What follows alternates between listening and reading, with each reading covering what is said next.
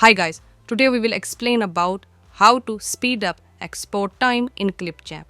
This process is simple and easy. The first thing is open your application, and as you can see I already opened it. And before going any further, let me tell you one thing. The render time depends upon the GPU which you are using in your computer. If you are using a good one, then automatically the export time will be less than the normal GPU.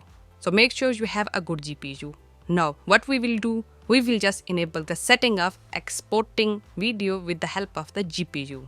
So for this, take a look on the left side, you will see multiple options. From these, you have to select the option setting. And on the last, you can see the option of export. Just click on it.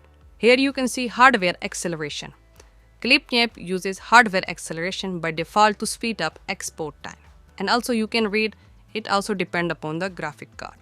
If this option is disabled, then simply turn it on.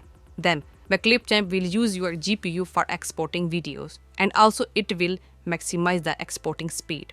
And it was the way by which you can speed up the exporting time in Clipchamp.